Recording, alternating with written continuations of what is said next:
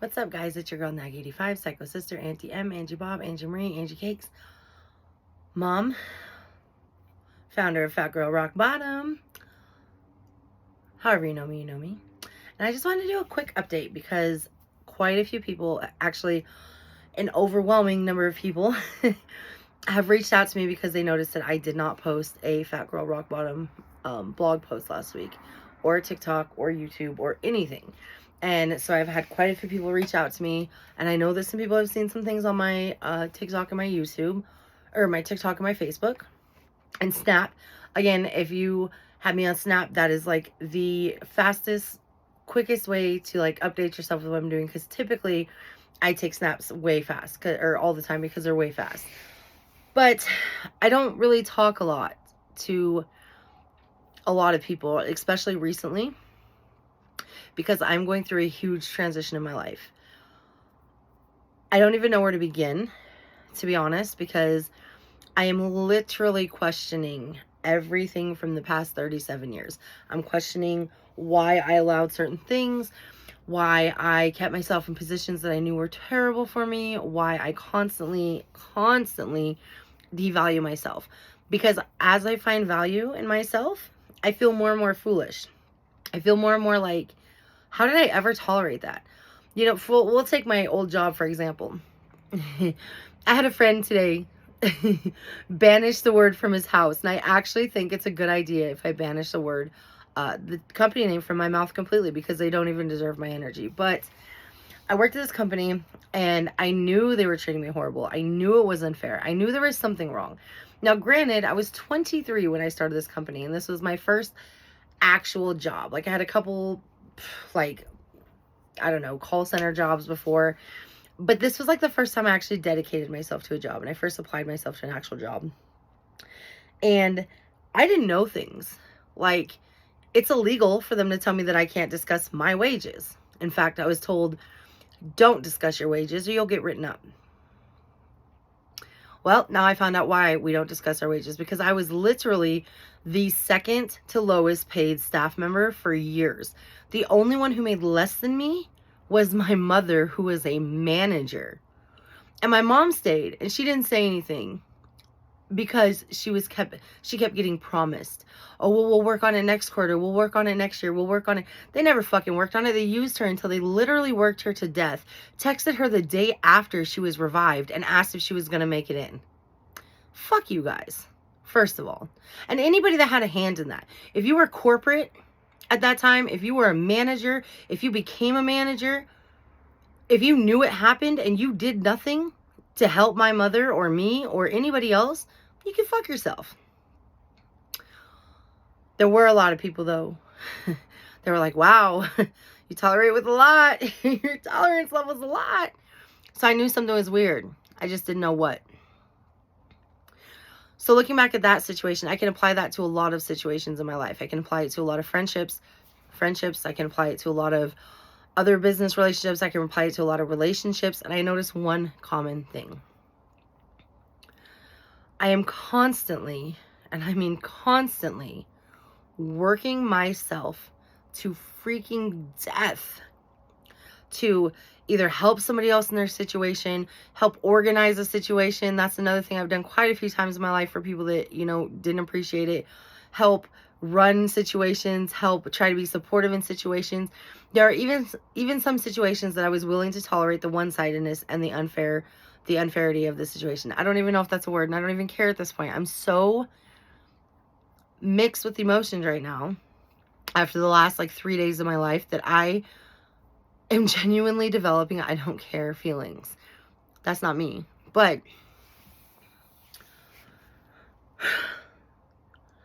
I would work my ass off to help people in situations, or to try to help. And when it came time that I needed help, that's it. Silence. I spent time,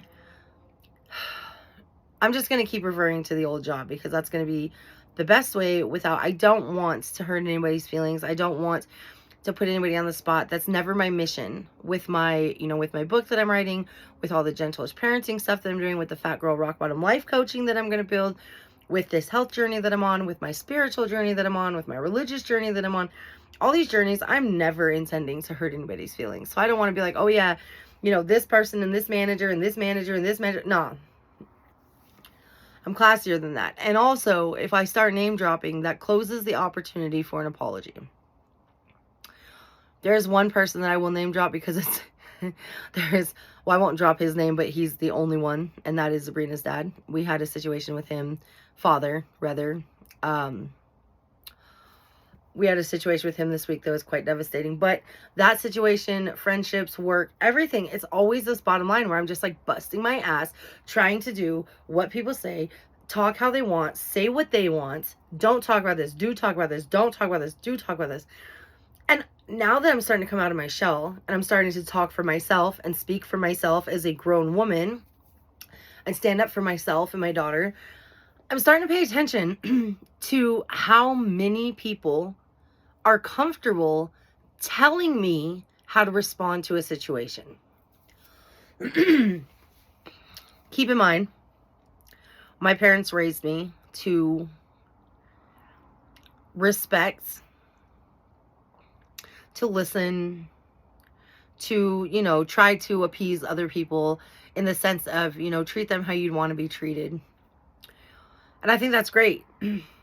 If everybody in my circle was worthy of that. However, they're not.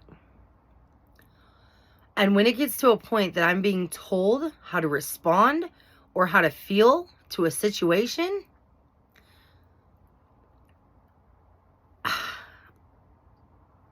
there's not a whole lot I can do with that. Especially when I say, okay, well, they want me to respond like this, but this is how I really feel, or this is how I really think. And I don't give into that urge to just be nice or just go with the flow or just no. And I say, you know what? I understand where you're coming from. I understand what you're saying. However, this is what I've been thinking for the last 30 years. These are things that I've been holding in. When you say to me that this is happening, but please say it like this, that is the most bullshit move. That is the most targeting move. That is the most selfish move. That is the most narcissistic move. That is the most degrading move. And on every level of the word abuse, it hits.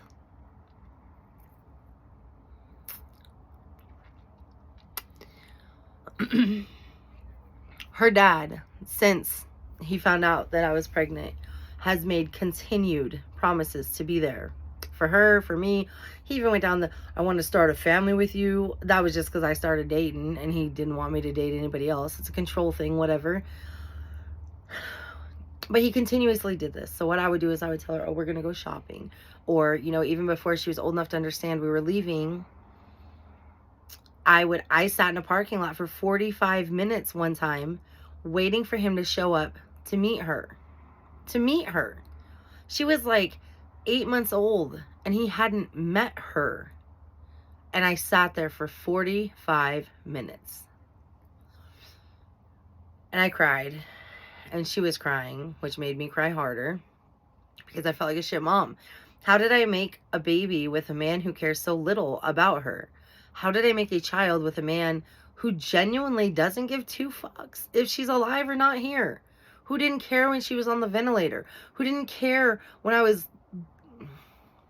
flying solo at the NICU every single day and the PICU every single day for 12 to 16 to 18 hours a day, going home just long enough to barely sleep because you're not allowed to sleep in the room with them if they have a ventilator, just allowing enough time to take a shower and maybe eat something because I had to get back to my baby.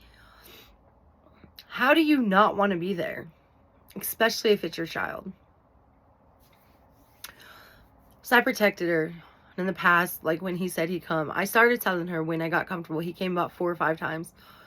And I said, okay, he's coming on Friday. She get all excited. Well, then he promised her pancakes Friday came, Friday went. She started questioning. She started asking, where's my daddy? Where's the pancakes? I'm like, oh, baby, he's busy with school. It's okay. He's just busy right now. I defended him with everything I have against everybody that had something to say about it. I said to countless people, do not talk bad about him, because that's still her father. That is still her dad. He still has the option to be there. And I stand on that today, and I will stand on that forevermore. The only reason I'm doing this video now is because she is dead ass asleep because she had a busy day. But he told her he was going to show up yesterday. He graduated on Saturday, and he was so free on Sunday. And she picked out a little stuffed animal. I said, best dad ever. And I took her to the meeting place. I knew he wasn't going to show. I asked him every fucking day, are you really going to show up this time? Are you really going to be there? Like, I don't think you understand. She's registering what it means. And his response was, why wouldn't I? Twist it around, make me feel like I'm the bad guy for questioning it. In the morning of, I texted him and I said, we're about to get ready. Are you sure you're coming? And he said, well, I have family from out of town that came in, but I guess I'll just explain to them. The old me would have been like, oh no, they're from out of town. It's your graduation weekend. It's Father's Day. Don't worry about it. The new me,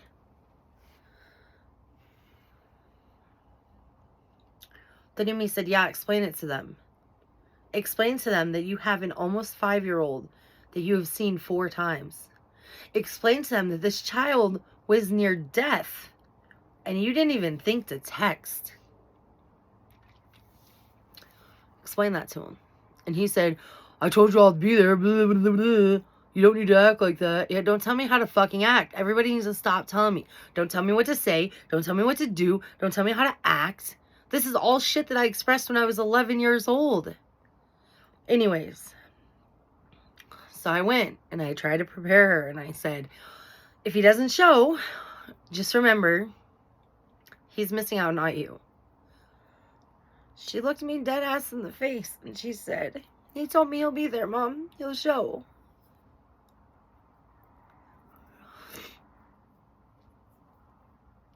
I didn't know what an appropriate amount of time was to wait with her at the park.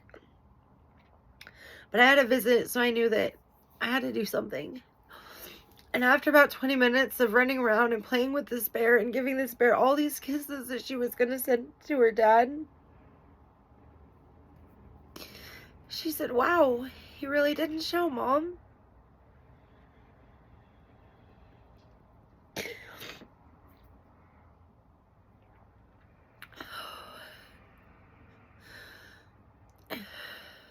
And after a little while, I swung with her. That's a non-skill victory this week. I got my chunky ass on a swing and I swung.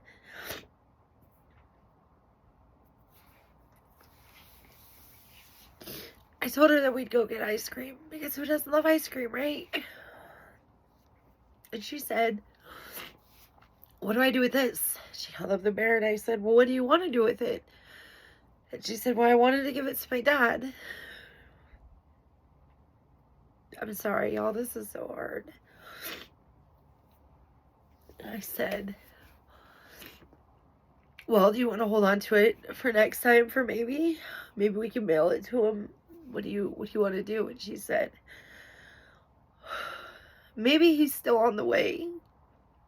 He's just running late. Let's leave it on the bench for him and then just text him and tell him it's here and he'll come get it.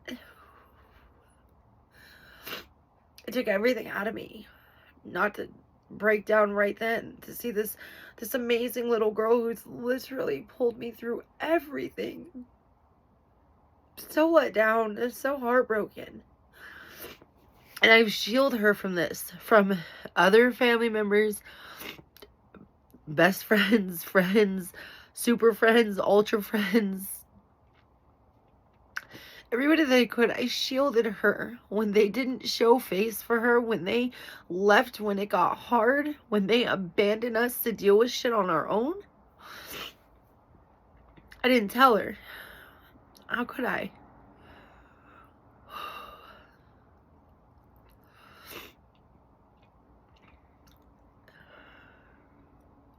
She left the bear there and she said, I hope my daddy comes for you since he didn't come for me.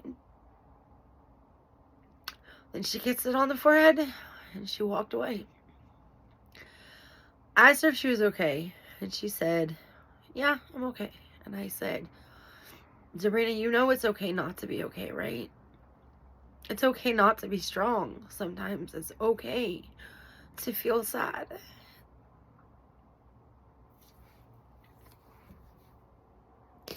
It's okay to feel anything. You can feel mad. You can feel whatever you feel is totally the right way to feel.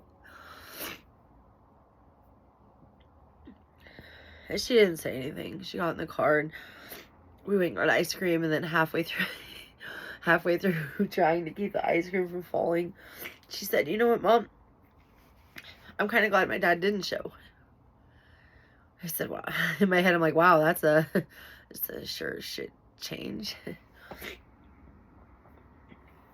I said, why, babe? She said, well, because if he showed, I'd be at the park playing with him and not here having ice cream with you. And that reaffirmed that even though I made the mistake of trying to protect him, regardless of my feelings, regardless of how much work it was, how daunting it was. I mean, to defend a man who left you alone, not just in pregnancy. I got this. My body was built for that. That's literally what it does. Not through the doctor's appointments. I had my mom. Not through delivery. I had my mom and dad. I had my brothers.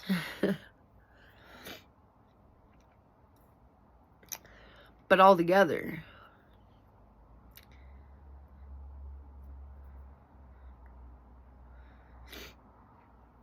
Sorry, I don't want to restart this, but I gotta take a second to compose myself. So I asked her today, I explained to her, I said, you know, you have the right to say you want visits with your dad or say you don't. I said, you know, if he reaches out to me again, how do you want me to handle this? Now, most people would think that's wild because she's 4, right? But she's 4 and already registers abandonment, guilt, self-blame. So I asked her, I gave her the choice. And this little girl says, if he says he wants to meet, I want to give him another chance. He's my dad and I love him.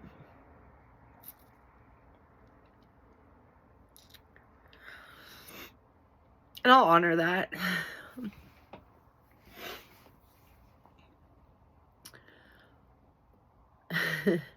With it being known that he has an hour check-in, just like the clients that I work for. If you're inconsistent, you check in an hour. Physically, I need a picture to see you're there before I leave my house. But I will honor it. But going through that literally hit at the same time another storm was brewing, and another storm had finally just fucking set my sails off. And I had a really close friend. I'm gonna tread real light with this one because this one wrecked me. I had a really close friend that was also comfortable telling me how I should respond to their situation. And when I didn't respond the way that I was told to respond, like a good little puppy, it was an instant victimization of them. It was instantly my fault. That took me back to all the times growing up that something would happen and I would do the right thing, but it was my fault. It was my fault people around me couldn't control their anger. It was my fault. Let's not get into all that because we're not going to. But it was my fault. And so I let it go. The first night I'm like, you know what? You're just upset, but I don't know who the fuck you think you are telling me how to respond to a situation when you know what I'm going through. You've seen firsthand. You have had the first class ticket. Just like my baby daddy. You had a first class ticket into our universe, into our world. I allowed you full access. And you're telling me how to respond. And then you take it a step further and you insult a family member. Not sure if anybody remembers a couple videos ago, but I very clearly laid out my ground zero team, regardless of any abuse or fighting or arguing or disagreements or whatever the whole world would label it as. My mom and dad are the reason I'm here. That will forever be held in my heart. Now, granted, I have boundaries, and if I don't even have to worry about it because my parents we're working. We're learning how to coexist without me being the little girl anymore, with me being a woman, with me being a mother, with me being the adults, while still living at my parents' house. So it's a very confusing dynamic, but it works for us. My parents, my brothers, and nothing to focus on me. My parents, my brothers, my daughter. That's it. That's it. That is my ground zero team. That means that when I come out and tell you all about my color coordinating, when I tell you about how I've ranked different tasks and different groups of people in my life into colors and I prioritize them into colored groups, that sounds whatever. I don't even care. Fuck all the society stuff. I think it's 5 different colored hearts. I have a pink heart that represents me. I have a green heart that represents Sabrina. I have a light blue heart that represents my family, which is my core, my brothers, my parents, and my nieces. That's a given. I have purple heart that represents my best friends that are like family. I have my dark blue hearts, which are my work and or passion. So Fat Girl Rock Bottom, Gentleish Parenting, all of that goes under that. Then I have my white hearts. Those are the hearts that I care about them, and I obviously don't want to see anybody fail, but that's the group of activities and people that are going to respond to last. And when I think about the people who are telling me how to respond, that are telling me it's my fault, that are continuously not there for Sabrina and me when we need it, that rob me of my dreams and my chance to have dreams. If you are a friend and we talk every 12 months and we don't have that relationship, then you're in the white heart group. That's the catch-all. That's where I don't dislike you. You're not on top of my list, and that's okay. We need to normalize that. If I say to somebody, yeah, you're a white heart, so can't really answer you, people are going to get offended if they understand. But I have to, because when I have somebody in the pink heart state, and this is all just like, so there's a visual, because I'm a visual person. When I have somebody with me in the pink heart level, and that's me, pink is me. I have somebody here with me, and we're locked in. Ain't supposed to be switching up. Like, I've given up so much time, energy, everything. I've given everything that I can. Money sometimes. I've given up everything I can for you, and you're like bride or die in the passenger seat. And I can think of maybe 4 people that have ever hit this category in life. And I reach out to you and you're not there. And then you chastise me for pointing out that this is yet again another time you're not there. Her dad. Get upset with me because why wouldn't I show? I don't know. Because you haven't been there.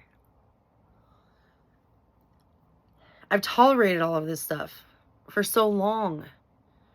I've allowed people to tell me. And I run behind this men ain't shit. I'm a bad bitch. I'm an independent woman. I'm this, I'm that, I'm that. That is all a fucking fraud, because I have to be that way because half you fucks that watch this would not accept me if I came out and said,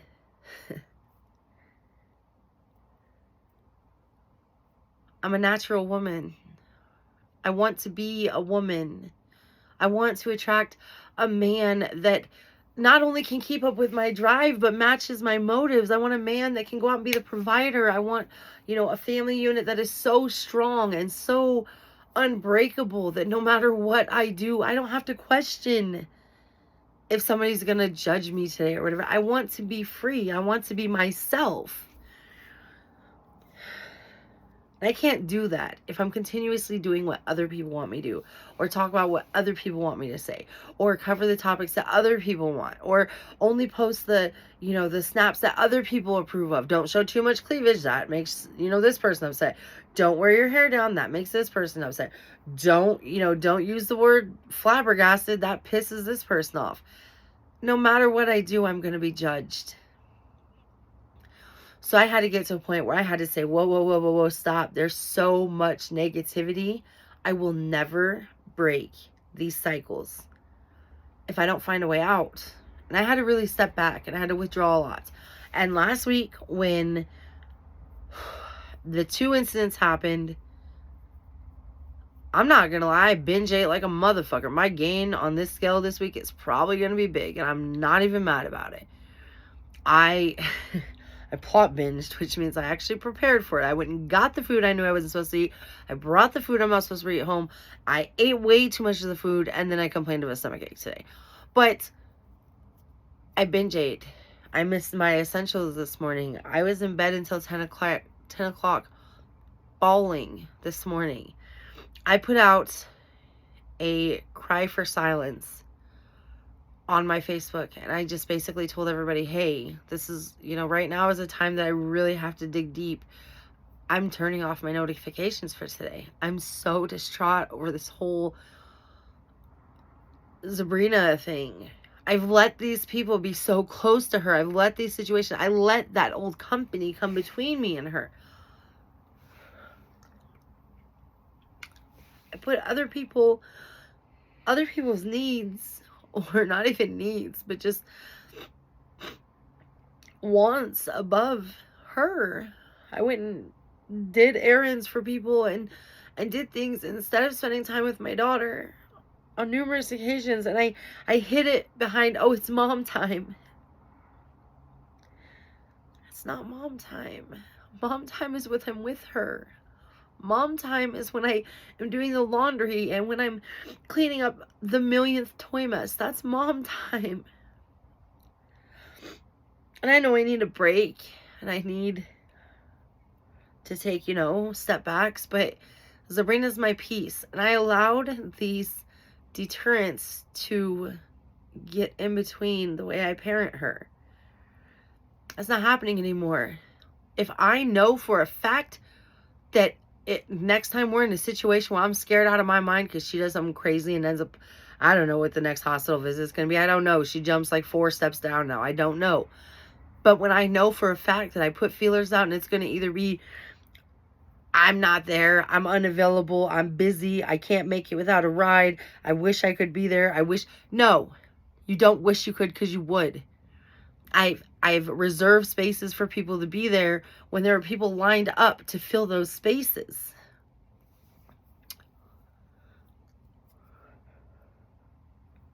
That can't happen anymore. So,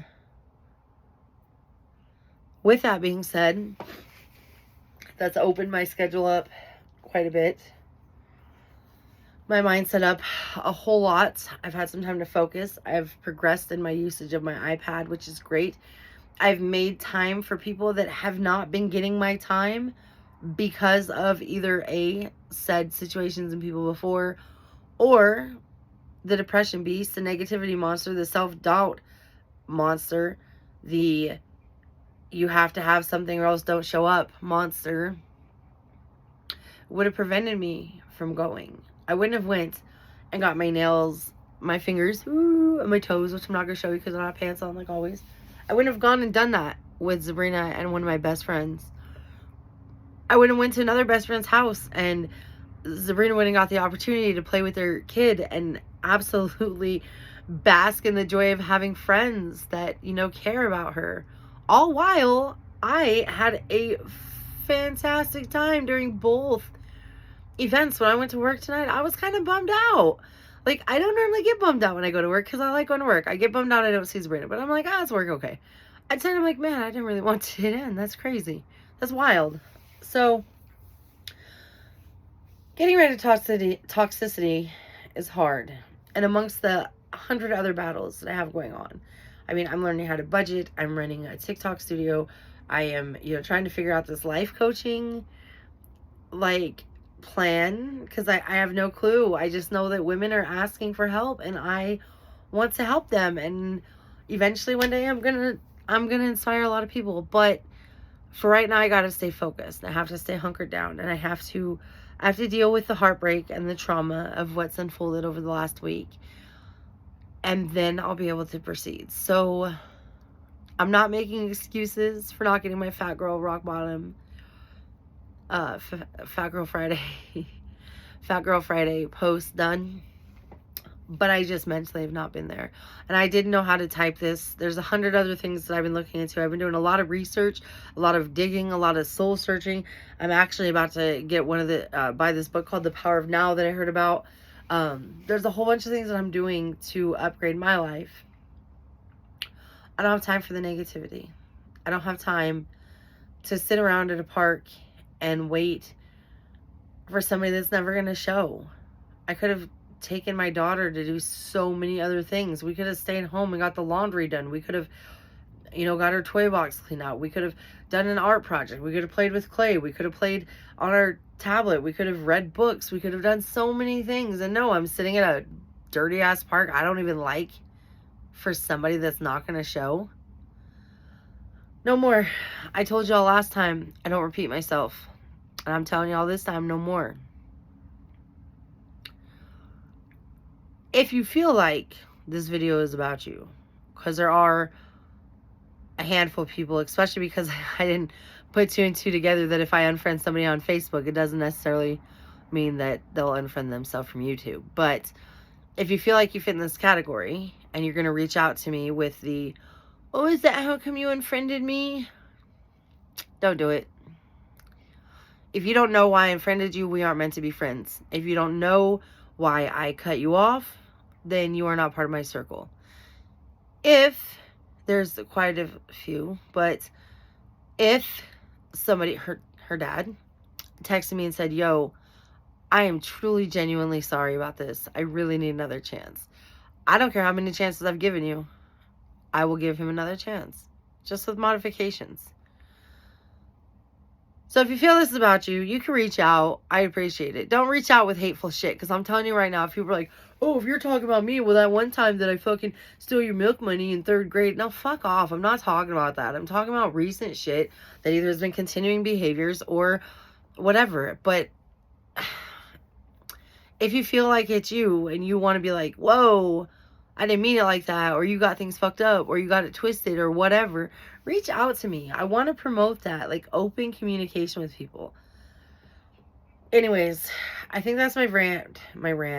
The moral of the story is I'm under an intense, I'm sorry, I keep staring off because I just can't look at myself right now. This is what happens when things start to get really bad, is that I can't even look at myself without wanting to cry because I'm so fucking disappointed in myself.